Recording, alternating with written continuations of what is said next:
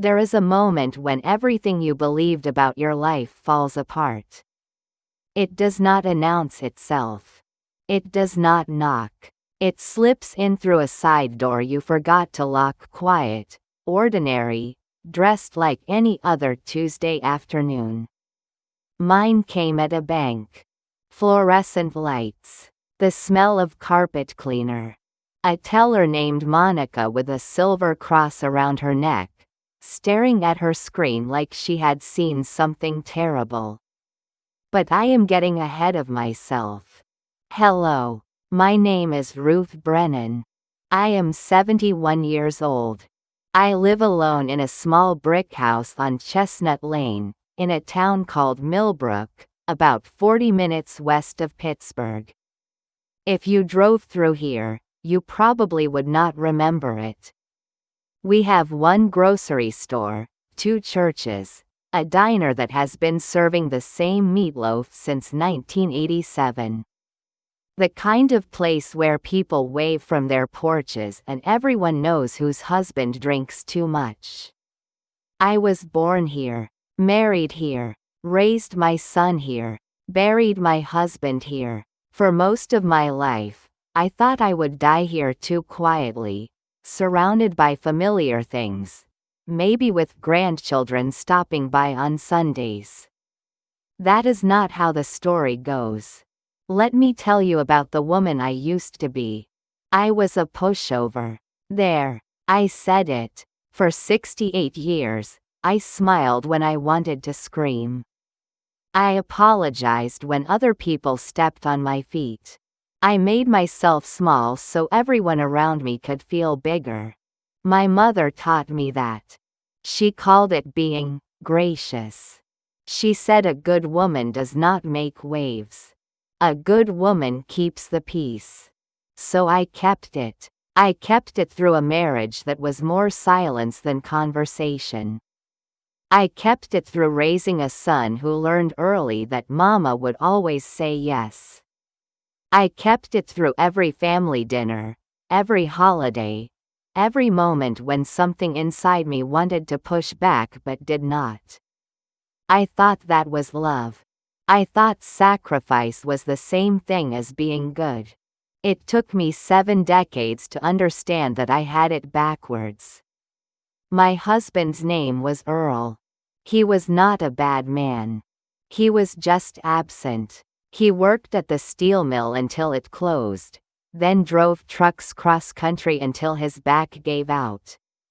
We spent 41 years in the same house, sleeping in the same bed, and I am not sure we ever really knew each other. He died 6 years ago. Heart attack. Quick. The doctor said he probably did not feel a thing. I felt everything. Not grief, exactly. Something stranger. Like the door had opened and I did not know what was on the other side. For the first year, I wandered through the house touching his things. His reading glasses on the nightstand. His boots by the back door. The recliner that still held the shape of him. I kept waiting to fall apart. That is what widows do in movies. They collapse. They cannot function. I functioned fine. I paid the bills. I mowed the lawn. I learned how to fix the garbage disposal with a YouTube video and a wrench.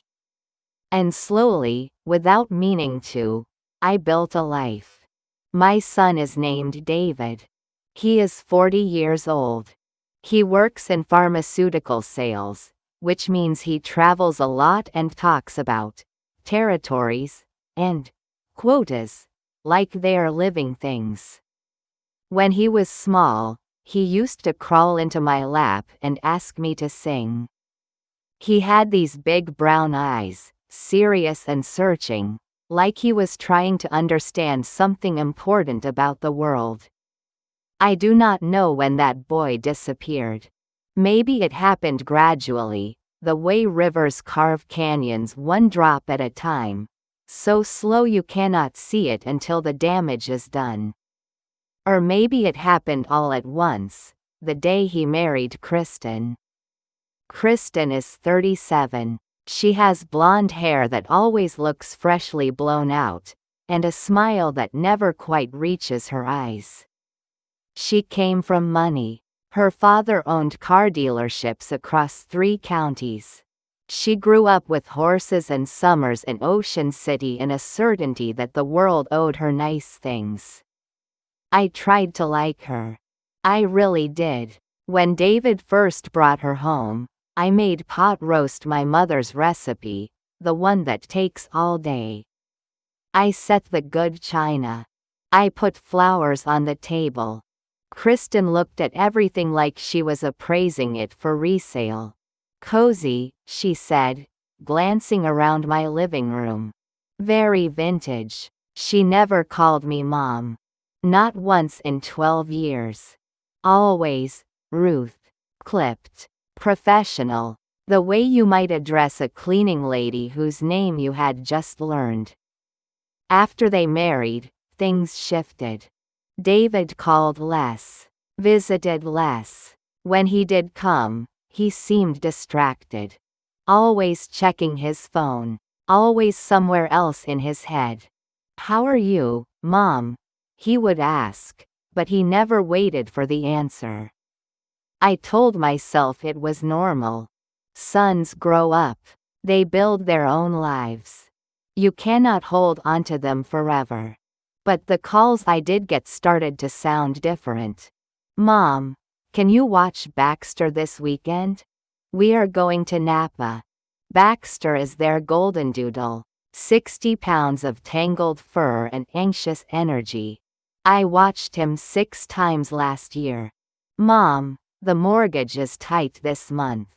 Can you float us until David's bonus comes through?" I floated them. Again and again. "Mom." Kristen found this amazing opportunity a wellness retreat in Sedona. She really needs it for her mental health. Could you help cover it? I covered it. $3,000. She came back with a turquoise necklace and a new way of talking about energy. Looking back, there were 100 moments that should have made me pause. Little questions about Earl's pension, just curious, for when we plan our own retirement. The way David's calls shifted over the years. They stopped starting with, "How are you, Mom?" and morphed into, Can you watch Baxter next weekend?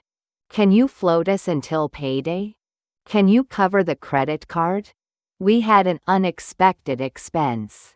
I told myself that is what parents did. Help. Step in. Make life easier. The truth was simpler and more painful somewhere along the way.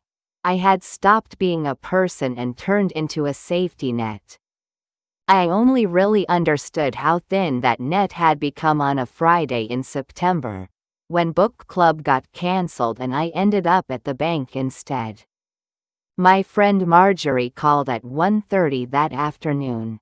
Her daughter had gone into labor early. She was rushing to the hospital. I had already showered, dressed, baked the lemon squares I was supposed to bring. The idea of going back to an empty house made my chest feel tight, so I drove. I cruised down Main Street, past the new coffee place with Edison bulbs in the window, through the park where college kids walked nervous-looking rescue dogs. The sky was that clear, impossibly blue color that only shows up in September, when summer has finally let go but winter has not arrived yet. Without thinking much about it, I turned into the parking lot of First National Bank. Earl and I had opened our accounts there 35 years earlier. After he died, I kept my checking, my savings, and one small emergency account with a debit card, for just in case. The same card I had given David once, years before, when his transmission died. "I will just grab a little, Mom," he had promised. "I will pay it right back." I pulled into a spot near the entrance and cut the engine. I had 3 accounts at that bank. The first was my checking where my Social Security and Earl's pension went. The second was my savings, 20 years of careful deposits, money I never touched.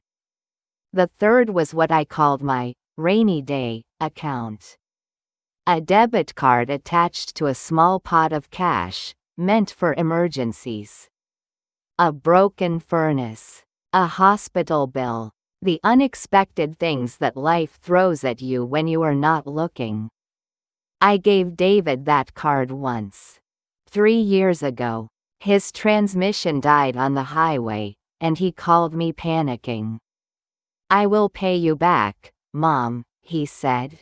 "I promise. I just need to get the car fixed so I can get to work." I drove the card to him myself. Handed it over in a Wendy's parking lot while Kristen waited in the passenger seat, scrolling her phone. He never paid me back. But I did not ask. I did not want to seem petty. Besides, it was only $800. What was $800 compared to peace in the family? That was the logic I used for years. What is a few thousand here, a few thousand there? I had enough. They were struggling. Family helps family. I did not keep track of exactly how much I gave them. I did not want to be the kind of mother who tallied every dollar and held it over her son's head. I thought generosity meant never counting. I thought love meant never saying no. I was wrong. Inside the bank, Monica pulled up my emergency account and went very quiet. "Mrs. Brennan," she said slowly, "when was the last time you checked this account?" "A few months ago," I said. "Maybe longer. I do not use it much." She turned the screen toward me. The balance should have been just over $9,000. It was $412. I stared at those numbers for a long time. $412. Where had the rest gone? Monica printed out 6 months of statements. She spread them on the counter between us like evidence at a crime scene. Withdrawals. Every Friday. 2:15 in the afternoon. $300, sometimes $400. The same ATM. The same time of day. Week after week after week. "Do you recognize these transactions?" Monica asked. I did not answer. But somewhere deep in my chest, in a place I had spent 71 years ignoring, I already knew. I drove home in silence. No radio. No humming. Just the sound of my own breathing and the statements folded on the passenger seat like a bomb that had not gone off yet. Kristen's face kept floating up in my mind. Her smile. Her questions. Her certainty that she deserved whatever she wanted. David would never, I whispered to myself. But even as I said it, I knew I was making excuses again. Old habits. The hardest kind to break. That night, I sat at my kitchen table with a cup of tea that went cold. I looked around at this house I had lived in for 43 years. The wallpaper Earl and I hung ourselves. The window where I watched David catch fireflies. The chair where my mother sat before she passed. Everything looked the same, but nothing felt the same. Something had cracked open inside me. Something that had been holding all my politeness and patience and excuses in place. And through that crack, a new feeling was seeping in. Not sadness. Not even anger. Something quieter. Colder. More dangerous. Clarity. I did not sleep that night. I stayed up with my notebook, adding numbers, checking dates, building a case I did not want to believe. By morning, my hands were steady and my mind was made up. I was going to find out the truth. And whatever it was, whatever it cost me, I was not going to look away. Not this time. I want you to understand something before I continue. I did not want to believe it. Even with the statements spread across my kitchen table. Even with the numbers staring back at me in cold black ink. Even with every Friday circled in red like wounds on a calendar. I wanted there to be another explanation. A bank error. Identity theft. Some stranger in a parking lot who had somehow gotten hold of my card. Anything but the truth. The morning after I found out, I called the bank. I asked to speak with the manager. Her name was Patricia Holloway. Mid-50s. Reading glasses on a beaded chain. The kind of woman who looked like she had seen every financial disaster a small town could produce. "Mrs. Brennan," she said, folding her hands on the desk. "How can I help you today?" I slid the statements across to her. "I need to understand these withdrawals," I said. "I did not make them." She studied the pages. Her expression did not change, but something shifted behind her eyes. "This is your emergency account," she said. "The one with the debit card." "Yes. And you are saying you did not authorize these transactions?" "I am saying I did not make them," I repeated. "Someone else did." Patricia typed something into her computer. Scrolled. Typed again. "The withdrawals were all made at the same ATM," she said. "Our branch on Miller Road. Every Friday, between 2 and 2:30 in the afternoon. Friday afternoons. When I was volunteering at St. Anne's Church, sorting donations in the basement. When my car was parked in the same spot it had been parked for 3 years. When anyone who knew my routine would know exactly where I was." "Mrs. Brennan," Patricia said carefully, "do you have any idea who might have access to this card?" I did not answer right away. The truth sat in my throat like a stone. "My son," I finally said. "I gave him the card 3 years ago. For an emergency." Patricia nodded slowly. She had probably heard this story 100 times. Different names. Same betrayal. "I see," she said. "And did he return it?" "He said he did." I paused. "He said he put it back in my drawer." "But you never checked." "No." My voice sounded strange to me. Flat. Hollow. I trusted him. Patricia printed more records. Transaction histories. Timestamps. Location data. She also pulled something else. Something I had not expected. "Our ATMs have cameras," she said. "We keep footage for 6 months. If you want, I can request the recordings from corporate." I stared at her. Part of me wanted to say no. To walk out of that bank and pretend none of this had happened. To go home and make soup and watch my game shows and let the whole thing fade into something I could forget. But I was tired of pretending. "Yes," I said. "I want to see them." It took a week. 7 days of waiting. 7 nights of lying awake, staring at the ceiling, running through every possibility. Maybe David did not know. Maybe Kristen had taken the card without telling him. Maybe it was all a misunderstanding. I kept reaching for excuses like a drowning woman reaching for driftwood.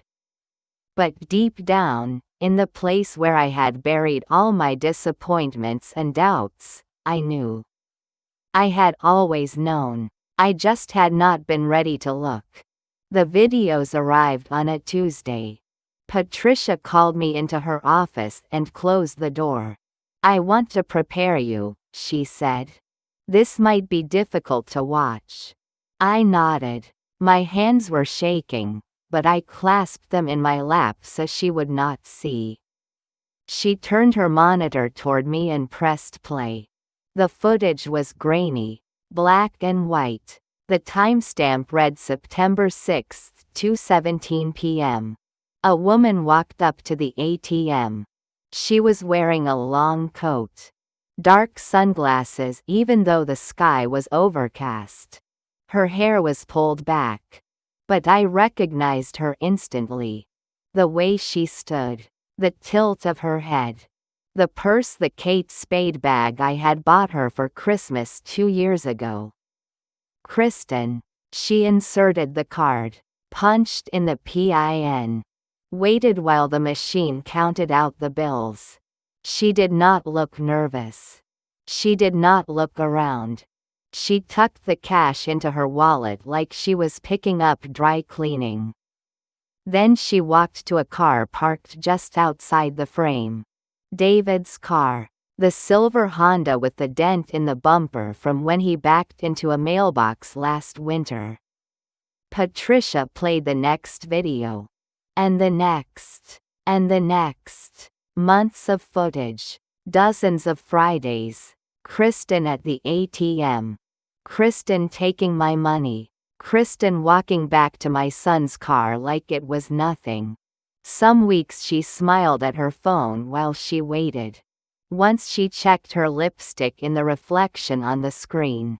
She was not desperate. She was not ashamed. She was comfortable. I do not remember leaving the bank. I do not remember driving home. The next thing I knew, I was sitting in Earl's recliner with the television off and the house completely silent. I spent that night going through every piece of paper in my filing cabinet. Earl used to call me a pack rat. He said I kept records like the IRS was going to audit me any minute. For once, I was grateful. I found statements going back 2 years.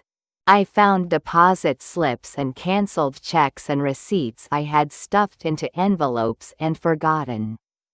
And I found the pattern. It had started small. 100 here, 200 there. Easy to miss if you were not looking. Then it grew. 300 every week. Sometimes 400. Once, 500. Like they were testing me. Seeing how much they could take before I noticed.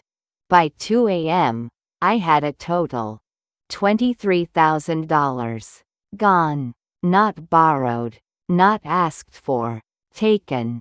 The next morning, I called David. My hands were steadier than I expected. My voice was calm. Hey, Mom. He sounded distracted. I could hear traffic in the background. Can I call you back? I am on my way to a meeting. This will only take a minute, I said.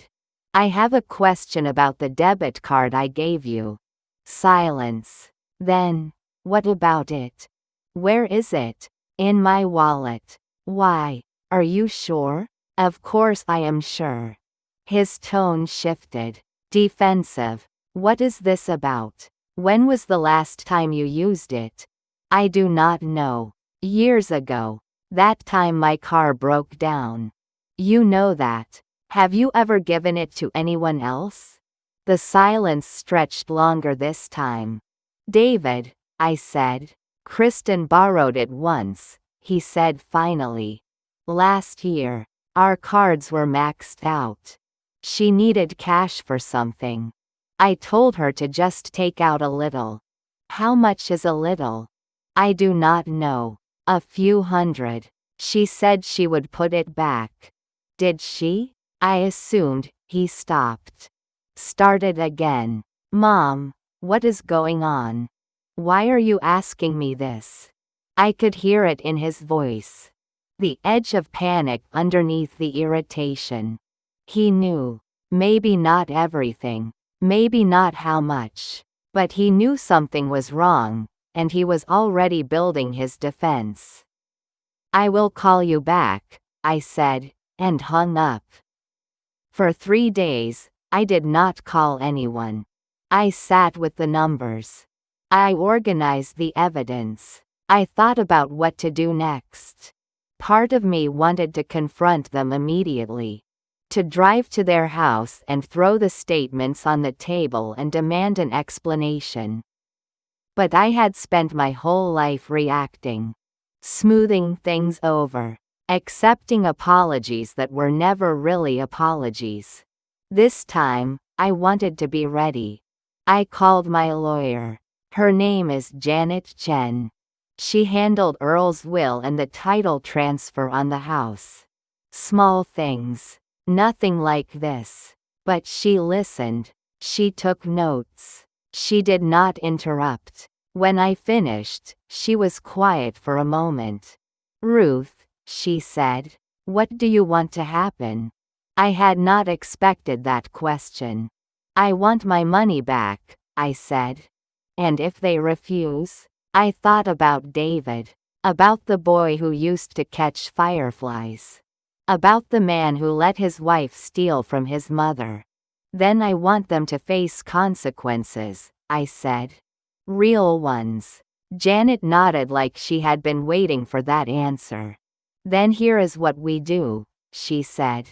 Over the next 2 weeks, we built a case. Bank records. Video timestamps. A timeline of every withdrawal matched against my volunteer schedule at St. Anne's. Janet brought in a forensic accountant, a quiet man named Harold who wore suspenders and spoke in numbers like they were poetry. "This is textbook financial elder abuse," he said, spreading the documents across Janet's conference table. Systematic. Sustained. They knew exactly what they were doing. Elder abuse. I had heard those words before. On the news. In pamphlets at the doctor's office. Always about someone else. Some other family. Never mine. "You have options," Janet told me. "We can pursue this civilly sue for recovery of the funds, plus damages. Or we can go to the police." "The police," I repeated. "This is theft," she said. "And given your age, it qualifies as a felony under Pennsylvania's elder abuse statutes. They could face serious charges." I sat with that for a long moment. My son. In handcuffs. In a courtroom. On the news. "What would you do?" I asked. Janet leaned back in her chair. "I cannot tell you that," she said. "But I can tell you what I have seen in 30 years of practice." "What?" "People who do this once do it again. If there are no consequences, the behavior does not stop. It escalates." I thought about that conversation for days. I thought about it while I watered my tomato plants. While I made my coffee. While I lay in bed listening to the house settle around me. Consequences. My whole life, I had protected David from consequences. When he broke the neighbor's window with a baseball, I paid for it without telling Earl. When he failed algebra, I begged his teacher for extra credit. When he bounced checks in college, I covered them and never mentioned it. I thought I was being a good mother. Now I wondered if I had just been teaching him that he could get away with anything. October turned to November. The leaves fell. The air got cold. My birthday came and went without a card from David. That was not unusual. He often forgot. But this year, it felt different. This year, I noticed. Janet called in mid-November. "We have everything we need," she said. "The question is, what do you want to do with it?" I had made my decision. I just had not said it out loud yet. "I want to confront them first," I said. "Face to face. I want to hear what they have to say." "Are you sure that is wise?" "Probably not," I admitted. But I need to see their faces when I tell them I know. Janet was quiet. Then, if you are going to do this, do it somewhere safe. Somewhere you have control. I was thinking Christmas Eve, I said. At my house. The way we always do it. Ruth, I have cooked them dinner for 12 years, I said. I think I have earned the right to ask a few questions over pot roast. I sent the invitation the next week. A simple text. The kind I always sent. Christmas Eve dinner at my house. 6 o'clock. Looking forward to seeing you both. Kristen replied within an hour. We will be there. Can I bring anything? I stared at that message for a long time. She had stolen $23,000 from me. And she wanted to know if she could bring a side dish. Just yourselves, I typed back. That is all I need. The weeks before Christmas moved slowly. I cleaned the house. I bought a small tree. I hung the same ornaments Earl and I had collected over 40 years. From the outside, everything looked normal. But inside, I was rehearsing. What I would say. How I would say it. What I would do when they denied it. Because they would deny it. I knew that much. People like Kristen, people who take without asking, they do not admit things easily. They deflect. They blame. They make you feel crazy for even asking. I had seen her do it before. Small moments. Little lies. I never said that. You must be remembering wrong. That is not what happened. She was good at it. Smooth as water over stones. But this time, I had proof. The night before Christmas Eve, I could not sleep. I got up at 3 a.m. and sat in the kitchen with the lights off. The statements were in a folder on the counter. The video files were saved on a flash drive in my purse. Everything was ready, but I did not feel ready. I felt like I was standing at the edge of something I could not take back. There is a moment in every family when you realize the people you love are not who you thought they were. It does not happen all at once. It builds, layer by layer, disappointment by disappointment, until one day you look at your son and see a stranger. That was where I was on Christmas Eve morning. Staring at the tree, thinking about the boy who used to leave cookies for Santa. Wondering where he went. I spent the day cooking. Pot roast with potatoes and carrots. Earl's mother's recipe. The one David always asked for. Green beans with almonds. Homemade rolls. Pecan pie from scratch. I set the table with the good china. The dishes we only used twice a year. I put on my red sweater, the one David gave me for my 65th birthday. And I slipped the folder into my apron pocket. They arrived at 5:45. 15 minutes early. I watched through the window as they got out of the car. David in his wool coat. Kristen in something cream-colored and expensive. They looked like a Christmas card. Perfect. Polished. Not a hair out of place. I opened the door before they could knock. Hey, Mom. David stepped inside without waiting for an invitation, kissing my cheek so quick he might as well have missed. Kristen wanted to come early and help. Lindsay swept by in that expensive coat, heels clicking on my hardwood. She carried a plastic bakery box with a grocery store pumpkin pie inside. "Merry Christmas, Ruth," she said. Not Mom. Not even Mrs. Brennan. Just Ruth, like always. I shut the door, followed them into the kitchen, breathing around the tightness in my chest. Kristen opened my fridge, found the bottle of Chardonnay I had been saving for a special occasion, and poured 2 glasses, one for herself, one for David. She did not offer me any. "I saw the cutest bag at the mall yesterday," she said as she sat at my table, crossing one leg over the other. "Leather, but like butter soft.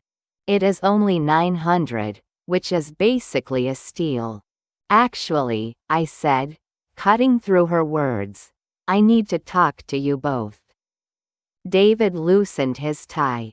"Can it wait? We have had a long day." "No," I said. "It really cannot." I pulled the folded statement from my apron, opened it, and laid it on the counter between us. "This is from my emergency account," I said. "The one I opened after your father died.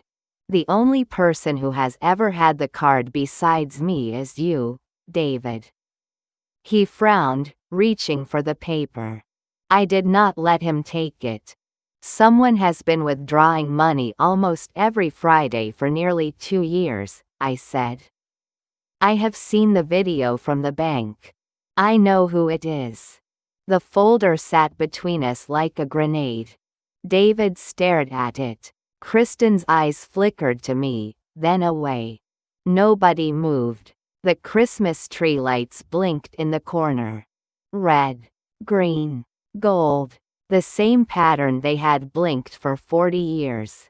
The same ornaments. The same angel on top that Earl's mother had given us the year we married. Everything in this room was familiar. Nothing felt safe. "What is this?" David asked. His voice was careful, measured, the voice of a man who sells things for a living. I opened the folder. The bank statements were on top. Nearly 2 years of Fridays. Every withdrawal highlighted in yellow. "These are transactions from my emergency account," I said. "The one with the debit card I gave you." Kristen reached for her wine. Her hand was steady. Her face showed nothing. "Okay," David said slowly. And I did not make them." I watched his expression shift. Confusion first. Then something harder. "Mom, I do not understand what you are saying." "I think you do." I pulled out the next page. The transaction summary Harold had prepared. Dates, times, amounts. A running total at the bottom. $23,000. David's eyes moved across the numbers. I saw the moment he understood. "This is a mistake," he said. "There has to be some kind of error." "There is no error." I reached into the folder again. This time I pulled out the photographs. Still frames from the ATM footage. Printed on glossy paper. Clear enough to see Kristen's face. Clear enough to see the Kate Spade purse. Clear enough to see David's car in the background.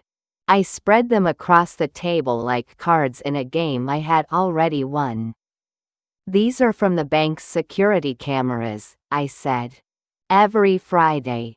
For almost 2 years. Silence. The kind of silence that has weight. That presses down on your chest." Kristen picked up one of the photographs. Looked at it. Set it down. Her face did not change. "Ruth," she said, and her voice was so calm it made my skin crawl. "I think there has been some confusion." "Has there? These pictures could be anyone. The quality is terrible. And you know how these ATMs are. People make mistakes with cards all the time." "That is your coat," I said. "The camel hair one you showed me at Nordstrom. A lot of people have coats like that." "That is your purse. Ruth. That is David's car." She blinked. Once. Twice. Then she smiled. It was the same smile she had given me 100 times. At dinners. At holidays. When she thanked me for checks and gifts and all the things I had handed over without question. But now I saw what was behind it. Nothing. Mom, David said, leaning forward. I think maybe you are confused. There it was. The word I had been waiting for. Confused. I am not confused, I said. You are 71 years old. Memory issues are completely normal at your age. My grandmother. Do not, I said, and my voice came out sharper than I intended. Talk to me about memory. I pointed at the photographs. That is your wife. Standing at my ATM. Taking my money. Every Friday for almost 2 years. While I was at church. While I was volunteering. While I thought. My voice cracked. I hated that it cracked. While I thought you loved me. David looked at Kristen. Something passed between them. A glance. A decision. When he turned back to me, his face had changed. The pretense was gone. The careful salesman mask had slipped. What was left underneath looked like a stranger. Fine, he said. You want to know the truth? Here is the truth. He leaned back in his chair and crossed his arms. Yes. Kristen used the card. Yes. We took some money. But you have to understand we were drowning. The mortgage was 3 months behind. Our credit cards were maxed. We almost lost the house. You went to Napa last spring, I said quietly. That was work. A conference. You went to Aspen in October. That was, he stopped. Started again. That is not the point. The point is, we needed help. And you have all this money just sitting there. You live in this old house by yourself. You do not travel. You do not spend. What were you saving it for? I stared at him. This was my son. The boy I had rocked to sleep. The boy I had driven to baseball practice and helped with homework and loved with everything I had. And he was sitting at my table, in my house, on Christmas Eve, explaining why it was acceptable to steal from me. That money was mine, I said. I earned it. Your father earned it. We saved it for 40 years. And what good is it doing you? David's voice rose. You are going to die in this house alone with a bank account full of numbers nobody can use. At least we needed it. At least we were living. The words hit like a slap. Die alone. I had thought that myself, sometimes. In the dark hours. In the quiet moments when the house felt too big and the silence felt too heavy. But I had never said it out loud. And I had never expected to hear it from my own child. Kristen leaned forward. Ruth, she said, and her voice had shifted. Softer now. Reasonable. We are not the bad guys here. We are family. Family shares. That is how it works. Sharing is when someone asks, I said. This was stealing. It was not stealing. It was borrowing. We were always going to pay it back. $23,000. We would have figured it out. Eventually. When? She did not answer. I looked at David. Did you know? From the beginning? He would not meet my eyes. David. I knew she took some, he muttered. Not how much. Not every week. But I knew she needed it, and I thought. You thought I would not notice. Silence. Or you thought I would not care, I continued. Because what does it matter? It is just Mom. She will forgive anything. She always does. He flinched. Good. I want every dollar back, I said. With interest. My lawyer is preparing a repayment plan. Kristen laughed. It was not a nervous laugh. It was sharp, dismissive, the kind of laugh meant to make someone feel small. Your lawyer, she repeated. Ruth, you cannot be serious. I have never been more serious. You are going to sue your own son? Over money you were never going to spend anyway? If I have to. She shook her head, looked at David. This is ridiculous. She has lost her mind. I have bank records, I said. I have video footage. I have timestamps that match my volunteer schedule. I have everything I need to file a police report. That got their attention. David's face went pale. Mom, you would not. Would I not? This would ruin us. I could lose my job. We could lose everything. You should have thought about that before you stole from me. Kristen stood up. Her chair scraped against the floor. The sound was loud in the quiet room. This is insane, she said. We are leaving. She grabbed her coat from the back of the chair. Started toward the door. We are not finished, I said. Yes, we are. She did not turn around. Merry Christmas, Ruth. Enjoy your money. David stood too. He looked at me for a long moment. I searched his face for something: regret, guilt, the boy I used to know. I found nothing. I am sorry you feel this way, Mom, he said.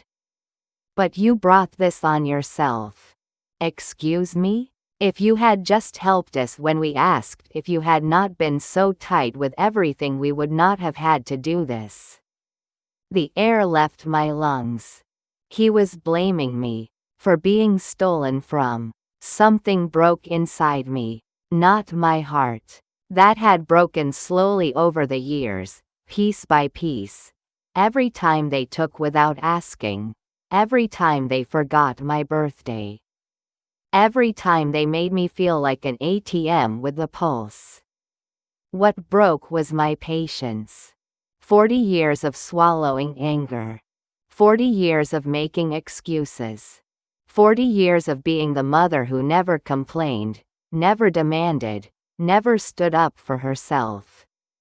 Gone. In an instant. My hand found the wine glass, the one Kristen had been drinking from. I did not plan to throw it. But I did. It sailed past David's shoulder and shattered against the wall. Wine splattered across the wallpaper. Glass rained down onto the floor. The sound was enormous in the small room. Kristen screamed. David's face twisted into something I had never seen before. What the hell is wrong with you? He shouted. Get out, I said. My voice shook, but the words were clear. Get out of my house. You are crazy. You have completely lost it. Get out. He moved toward me. Fast. Faster than I expected. For a second, I thought he might cry. I thought he might apologize. Instead, his hands hit my shoulders. Hard. It was not a gentle push. It was the kind of shove men give each other in bar fights. My lower back slammed into the counter. Pain exploded down my right side. My feet tangled in the braided rug the one Earl and I bought in Santa Fe the year we turned 50. And then I was falling. The world tilted, slowed, stretched out like taffy. I saw the ceiling. The light fixture we had installed when David was in high school.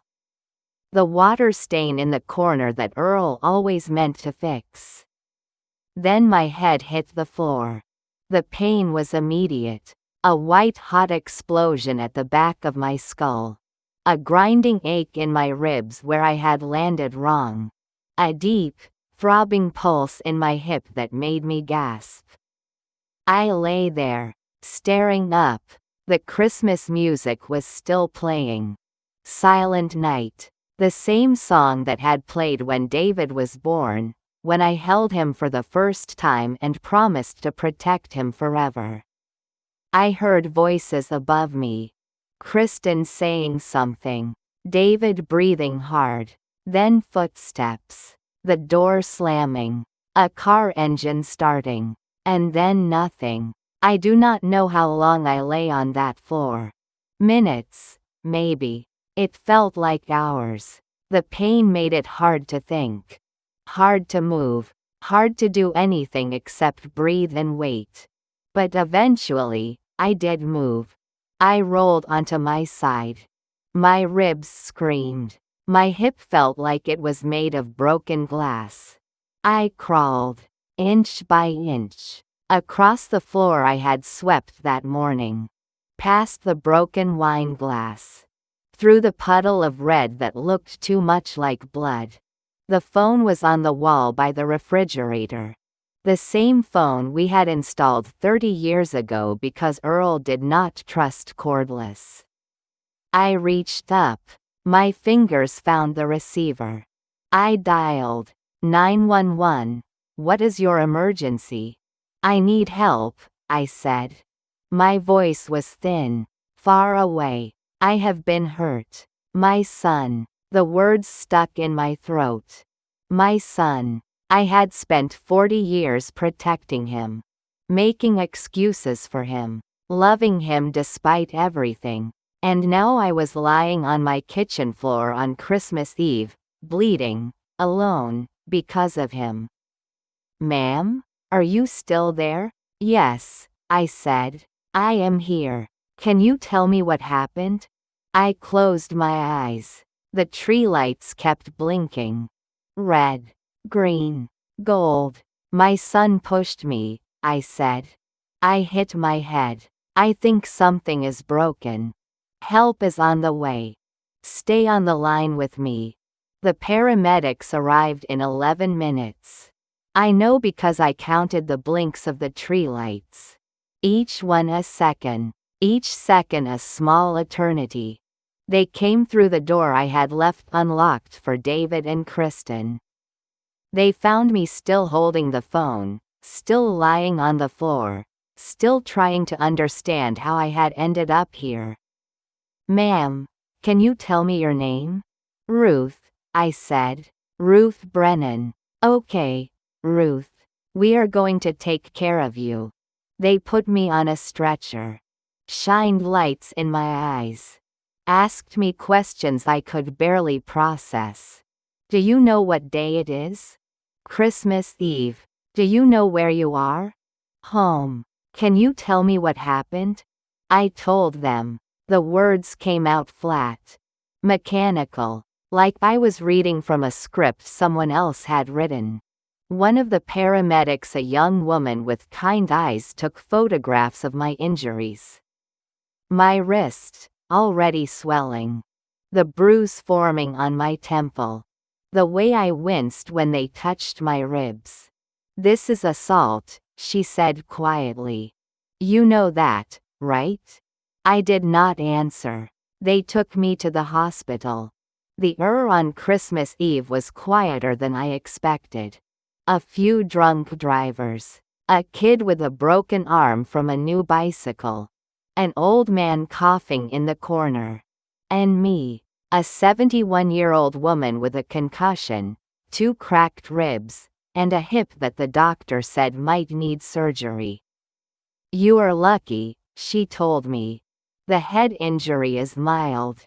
But at your age, falls like this can be very serious.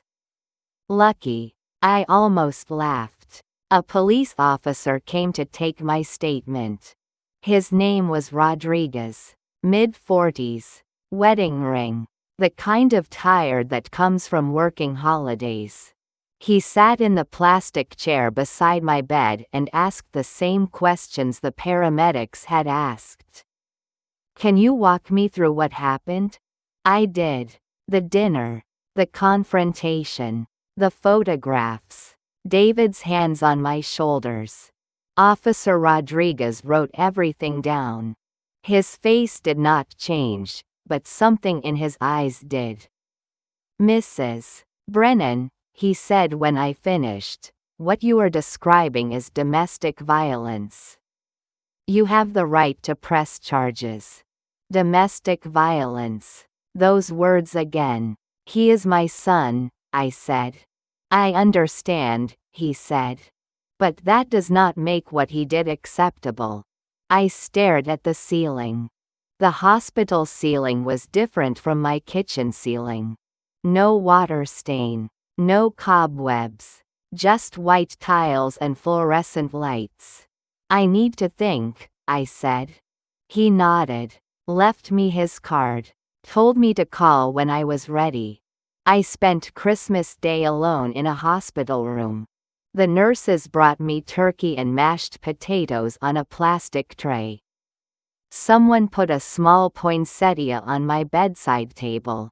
The TV played holiday movies I did not watch. I thought about David. About the boy he used to be. About the man he had become. About all the years I had spent making excuses. Covering his mistakes. Telling myself that love meant never holding anyone accountable. I thought about Earl. What would he have done?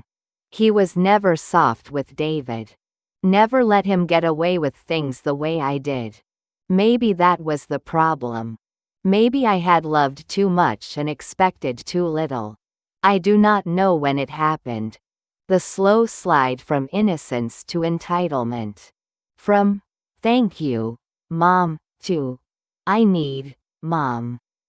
From a son who loved me to a stranger who saw me as a bank account with a heartbeat. Maybe it was my fault.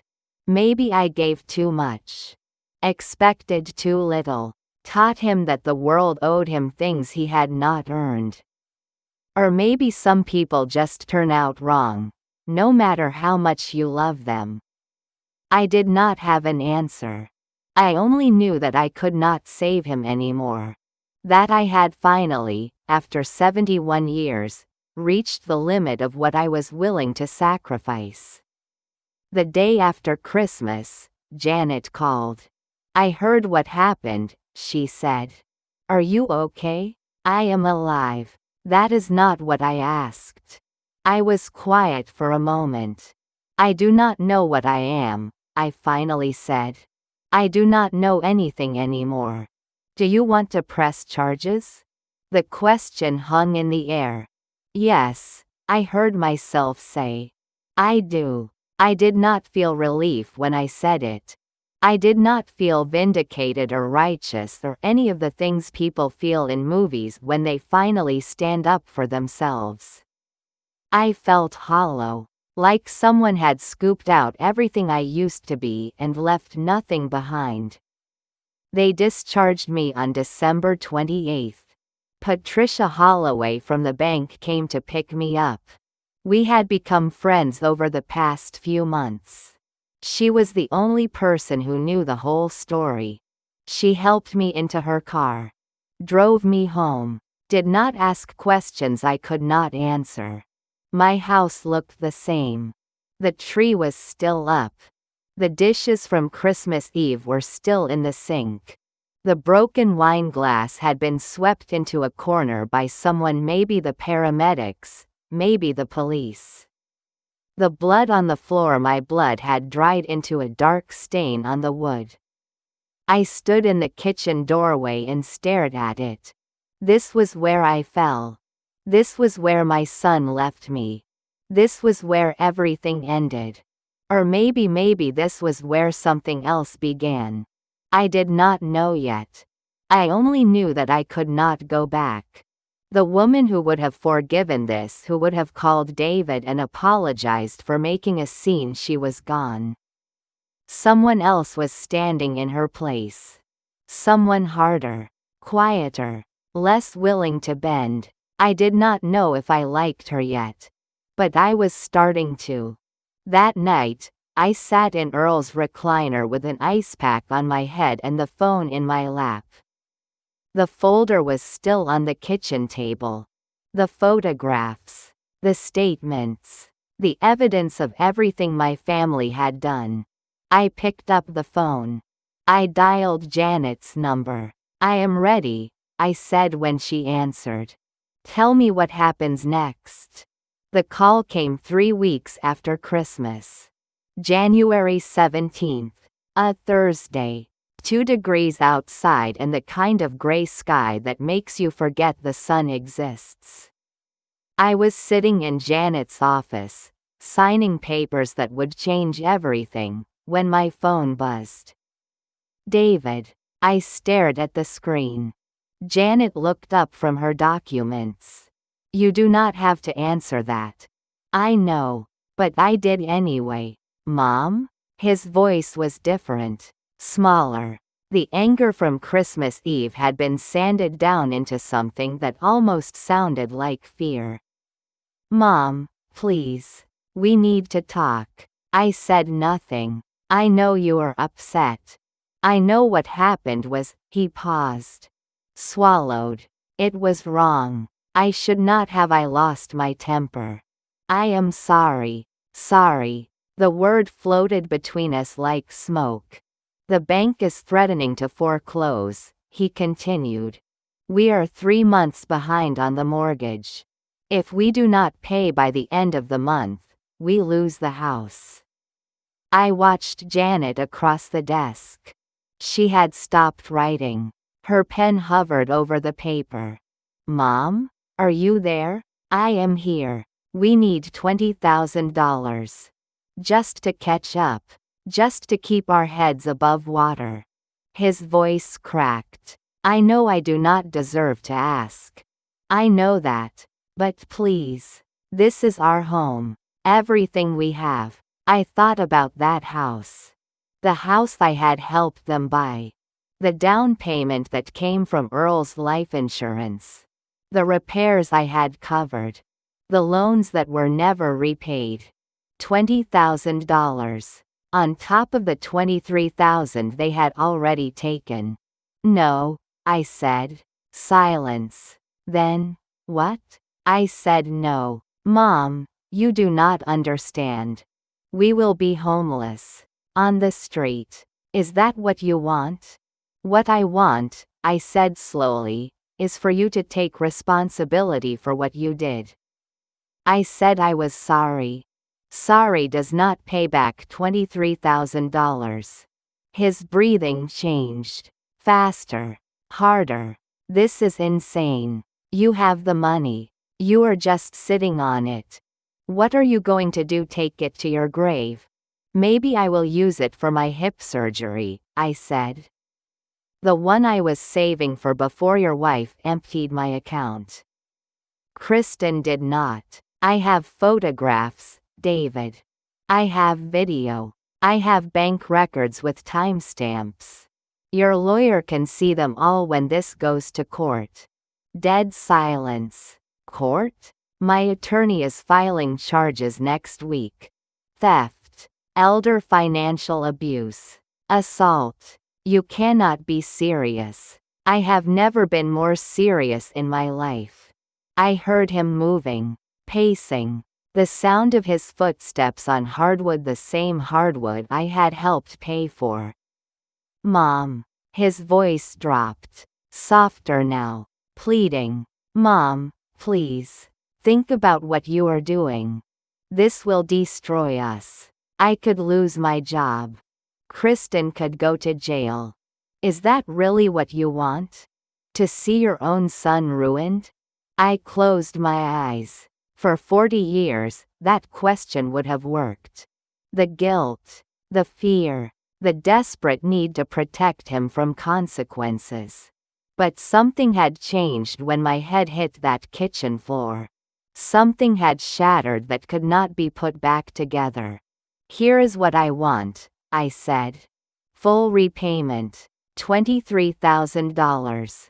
Plus interest. Plus my medical bills. On a schedule my lawyer will provide. We do not have that kind of money. Then sell something. Sell the car. Sell the furniture. Sell the Kate Spade purse Kristen bought with my card. Mom, if I receive the first payment by February 15th, I will consider dropping the charges. If I do not, the police report goes forward. This is blackmail. No, I said. This is consequences. I heard Kristen's voice in the background. Sharp. Demanding. What is she saying? What does she want? David covered the phone. Muffled words. Then Kristen's voice. Clear and cold. Give me that. Shuffling. A door slamming. Then she was on the line. Ruth. She did not sound scared. She sounded furious. You need to stop this nonsense right now. Hello, Kristen. Do you have any idea what you are doing? You are going to destroy this family over money you do not even need. I need it for my hip replacement, I said. The one I cannot afford now because of you. That is not our problem. You should have planned better. I almost laughed. I did plan, I said. I planned for 40 years. And then you stole it. We did not steal anything. We borrowed. There is a difference. Is there? Because I do not remember agreeing to any loan. You would have said yes if we had asked. Then why did you not ask? Silence. Because I would have asked questions, I answered for her. I would have wanted to know what it was for. And you could not tell me that you needed money every week for manicures and handbags while you posted pictures from Aspen. How dare you? No. My voice cut through hers. How dare you? How dare you stand in my kitchen and tell me I imagined it? How dare you let my son push me to the floor and walk out without calling an ambulance? How dare you call me right now and act like I am the one being unreasonable? Janet was watching me. Her expression had not changed, but there was something in her eyes. Pride, maybe, or surprise. I had surprised myself. February 15th, I said into the phone. First payment, or I go to the police. You will regret this, Kristen hissed.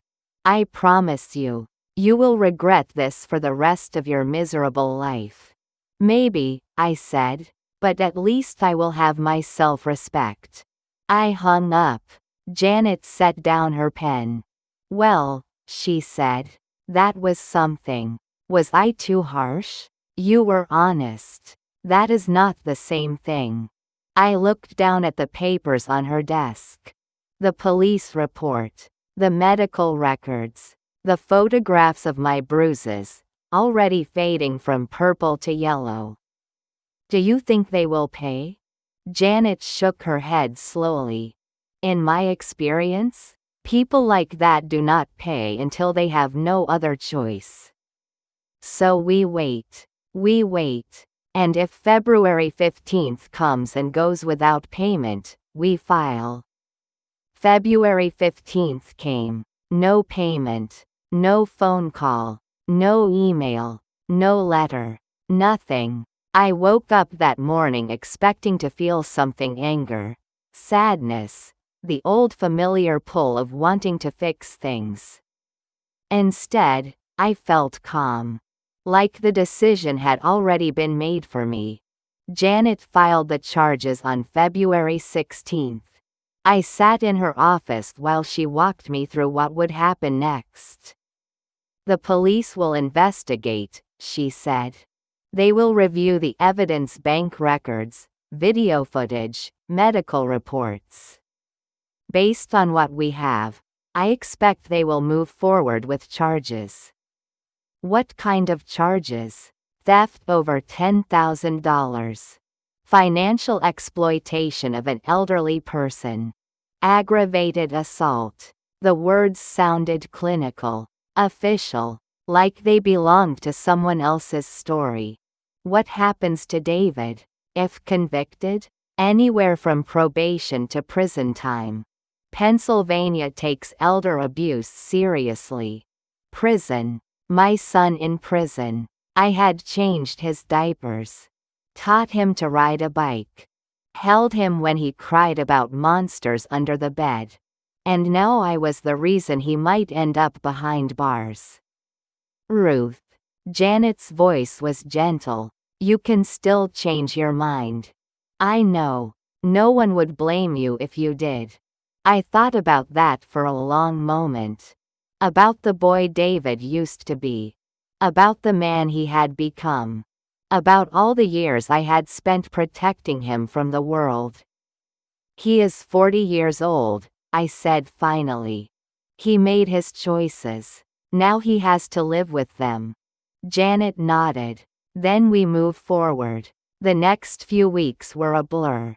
Detectives called with questions. I answered them. I provided documents. I sat for a recorded statement that took 3 hours and left me exhausted. My hip got worse. The doctor said I had aggravated the existing damage when I fell. Surgery was moved up to March. I hired a home health aide for the recovery period.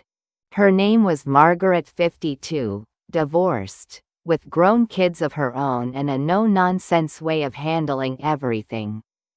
You are tougher than you look, she told me after my first day home from the hospital. Most people your age would have fallen apart by now. I already fell apart, I said. On Christmas Eve. Now I am just picking up the pieces. David called once more. Late February. After the charges had been filed. After he had been questioned by police. I did not answer. He left a voicemail. Mom, please. I know you are angry, but this has gone too far. They are talking about prison. Actual prison. For your own son. Is that what you want? Is that what Dad would have wanted? His voice broke. I made a mistake. I know that. But I am still your son. I am still the little boy who used to sit on your lap and ask you to read him stories. Does that mean nothing? I listened to the whole message. Then I deleted it. That night, I sat in Earl's recliner with a cup of tea that went cold. The house was quiet. Margaret had gone home for the evening. The only sound was the ticking of the grandfather clock Earl's parents had given us for our 10th anniversary. I thought about what David had said. The little boy who sat on my lap. The stories I read him every night until he was too old for stories. The way he used to look at me like I had all the answers. Where did that boy go? I do not know when it happened. The slow slide from innocence to entitlement. From, thank you, Mom, to, I need, Mom. From a son who loved me to a stranger who saw me as a bank account with a heartbeat. Maybe it was my fault. Maybe I gave too much. Expected too little. Taught him that the world owed him things he had not earned. Or maybe some people just turn out wrong, no matter how much you love them. I did not have an answer. I only knew that I could not save him anymore. That I had finally, after 71 years, reached the limit of what I was willing to sacrifice. March came. My surgery went well. 4 days in the hospital. 2 weeks of physical therapy. Slow, painful progress back towards something like normal. Margaret was there every day. She helped me shower, made me eat when I had no appetite, told me stories about her ex-husband that made me laugh until my ribs ached. You remind me of my mother, she said one afternoon. She was stubborn like you. Is that a compliment? Depends on the day. The preliminary hearing was scheduled for April. Janet called to prepare me.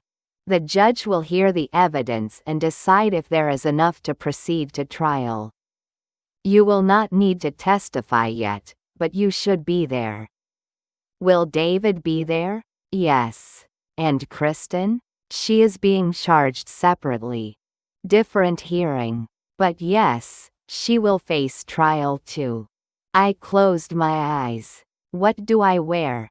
Janet laughed softly. Whatever makes you feel strong. The night before the hearing, I could not sleep. I got up at 3 a.m. and walked through the house. My hip ached, but the pain was manageable now. The doctors said I was healing well. I stopped in the kitchen. The stain was still there. The dark spot on the hardwood where I had bled on Christmas Eve. I had tried to clean it 3 times, but it would not come out completely. A ghost of it remained, faded but visible. I stood there for a long time, staring at it. This was where I fell. This was where I lost my son. This was where I found myself.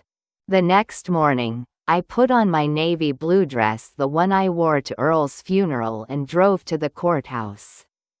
Margaret came with me. Janet met us at the door. "Are you ready?" she asked. I looked up at the building. Gray stone. American flag snapping in the wind. The scales of justice carved above the entrance.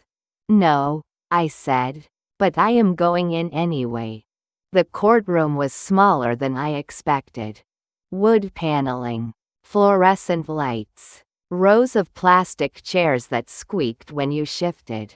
I sat behind the prosecutor's table. Margaret on my left, Janet on my right, and across the aisle, David. He was thinner than I remembered. His suit hung loose. His face was pale, unshaven, hollow around the eyes. He looked at me. I looked away. The hearing lasted 2 hours. The prosecutor presented the evidence. Bank records, video footage, my medical reports, the photographs of my bruises that I had tried so hard to forget. David's lawyer argued for dismissal, called me confused, suggested I had given permission and forgotten. The judge was not impressed. "The evidence clearly supports the charges," she said. "This case will proceed to trial." David's head dropped. His lawyer whispered something. He nodded without looking up. And just for a moment, just for one terrible moment, I saw the boy again. The one who used to catch fireflies.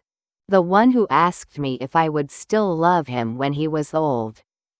After the hearing, I walked out into the April sunshine. Margaret took my arm. Janet walked beside us. "Ruth," someone called. I turned. David was standing on the courthouse steps. His lawyer was pulling at his sleeve, trying to lead him away. "Mom, please." His voice cracked. Tears ran down his face. "Please. I will do anything. I will pay you back. I will go to therapy. Just please do not let them send me to prison." I stood there. The wind blew. The flag snapped. Cars drove past on their ordinary days. "You should have thought about that," I said quietly, "before you left me bleeding on the floor." I turned. I walked away. I did not look back. 6 months have passed since the trial. I am sitting in my backyard as I tell you this. The tomato plants are heavy with fruit. The maple tree has gone golden at the edges. Somewhere down the street, a child is learning to ride a bicycle. I can hear the training wheels clicking against the sidewalk. It is the kind of September afternoon that makes you believe the world might be gentle after all. David was sentenced in June. 18 months. Reduced to 12 with good behavior. I did not attend the sentencing. Janet went. She called me afterward. "It is done," she said. I thanked her. Hung up. Sat in Earl's recliner for a long time, watching the light move across the living room floor. I thought I would feel something dramatic. Relief. Vindication. The satisfaction of justice finally served. Instead, I felt tired. The kind of tired that settles into your bones and stays there. Kristen got probation. 2 years. Community service. A fine that will take her a decade to pay. She filed for divorce 3 weeks after David's sentencing. Moved back to her father's house in the suburbs. I heard through the grapevine that she is selling real estate now. I do not wish her well. But I do not wish her harm, either. I simply do not think about her anymore. The restitution payments started in July. A check arrives on the 15th of every month. $250. It will take them years to pay back what they took, plus interest, plus my medical bills. The first check came with a note. David's handwriting. Shaky. Unfamiliar. I am sorry, Mom. For everything. I read it once. Then I put it in a drawer with the others, the birthday cards he forgot to send, the thank you notes that never came, the IOUs that were never honored. A collection of broken promises. I do not know what I will do with them. Maybe someday I will burn them. Maybe someday I will forgive him. But not today. People ask me if I regret it. Friends from church. Women from book club. Margaret, on the afternoons when she stays late and we drink tea together. Do you ever wish you had handled it differently? I think about that question a lot. The answer is complicated. Do I wish my son had not stolen from me? Of course. Do I wish he had not pushed me to the floor and left me bleeding? Every day. Do I wish I had never pressed charges? No. That is the part that surprises people. They expect me to say I wish I had found another way. A softer path. A resolution that did not end with my own child in prison. But here is what I have learned in 71 years. Some lessons cannot be taught gently. Some people will not change until the cost of staying the same becomes unbearable. I spent 40 years trying to love David into being a better person. I gave him money. I made excuses. I cleaned up his messes and smoothed over his failures and told myself that was what good mothers did. All I taught him was that there were no consequences. That someone would always catch him when he fell. That the rules did not apply to him because Mama would fix it. I was not helping him. I was enabling him. And the kindest thing I ever did, the hardest, cruelest, most loving thing was to finally let him fall. My hip healed well. The surgeon said I was her best patient over 65. I told her it was stubbornness, not talent. I walk 2 miles every morning now. Down Chestnut Lane, past the Methodist Church, around the park where the college kids walk their rescue dogs. The world looks different when you are moving through it on your own terms. Brighter somehow. More detailed. I notice things I never noticed before. The way the light hits the stained glass windows at St. Anne's. The smell of bread from the bakery on 3rd Street. The sound of birds I cannot name, singing songs I do not understand. For 40 years, I moved through life with my head down, focused on other people's needs. Now I look up. It makes all the difference. I have made new friends. Margaret comes for dinner every Thursday. We cook together, nothing fancy, just comfort food and conversation. She tells me about her grandchildren. I tell her about the books I am reading. We do not talk about David. There is a relief in that. The women from book club have been kind. They do not ask questions. They simply include me, the way they always have. Dorothy celebrated her 84th birthday last month. We threw her a party at Marjorie's house, streamers and cake and a toast that made her cry. To surviving, Marjorie said, raising her glass. We all drank to that. I started painting in August. Watercolors. Nothing serious. Just a class at the community center on Saturday mornings. The teacher is a retired art professor named Helen. She has silver hair and paint-stained fingers and a way of looking at your work that makes you feel like you have done something worthwhile. You have a good eye, she told me last week. You see the light. I do not know if that is true. But I like trying. I like the way the brush feels in my hand. The way the colors bleed into each other. The way a blank page becomes something new. It feels like starting over. Maybe that is what I needed all along. Last week, I received a letter from David. Not a check this time. A real letter, handwritten on lined paper. He talked about the programs he was taking in prison.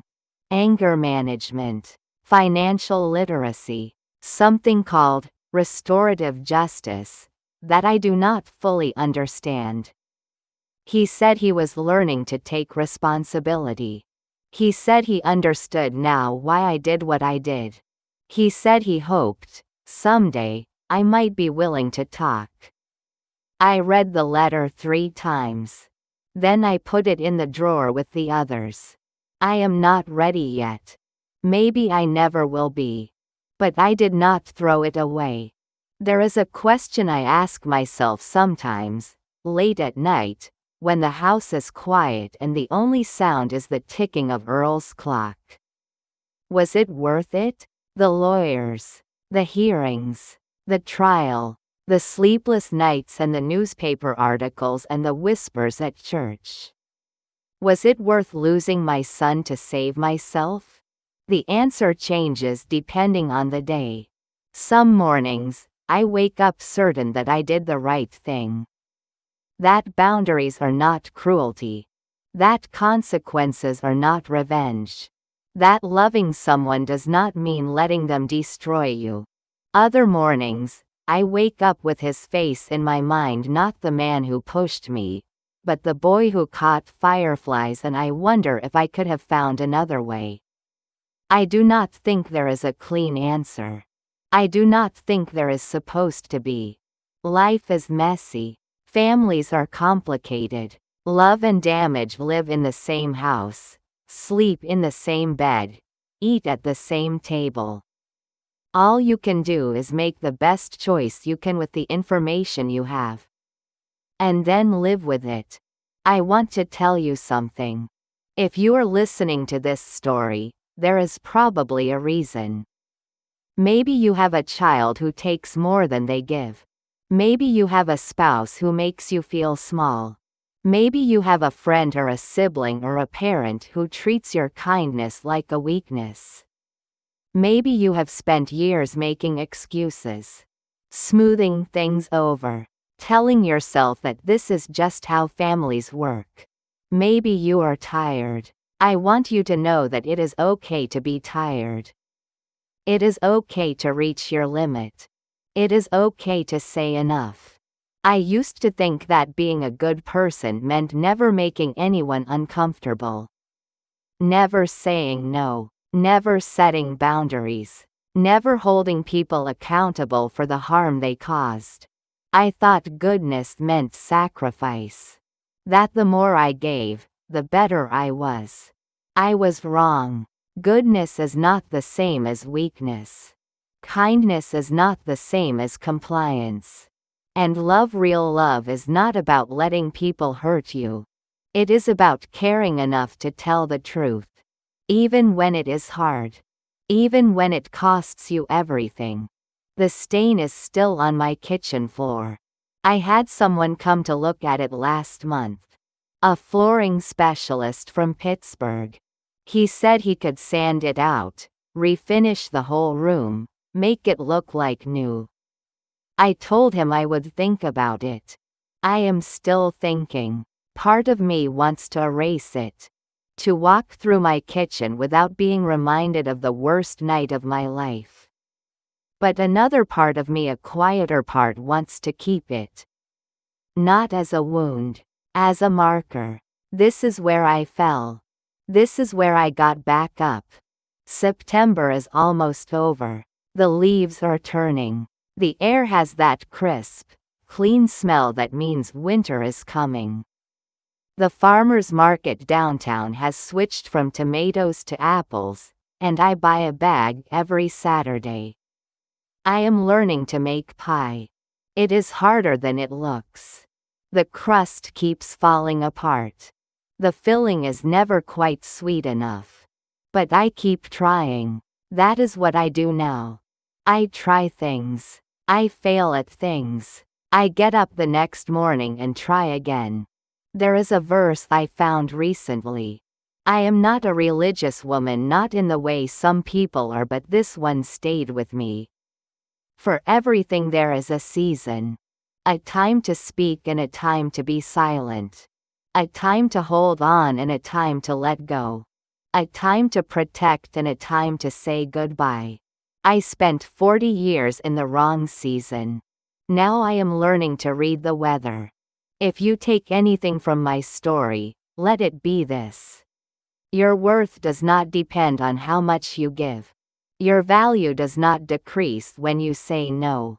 You are allowed to protect yourself, even from the people you love. Especially from the people you love. It is getting late now.